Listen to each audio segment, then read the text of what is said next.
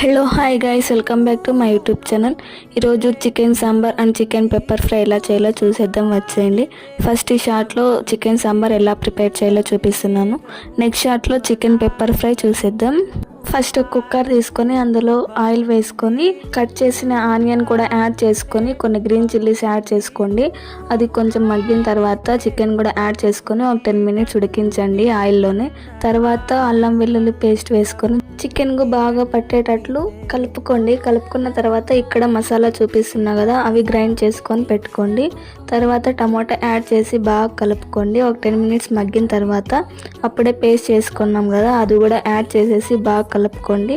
ఒక 10 minutes బాగా కలుపుకున్న తర్వాత కారం పొడి, ధనియాల పొడి, చికెన్ మసాలా, గరం మసాలా కూడా యాడ్ చేసుకొని బాగా కలుపుకోండి.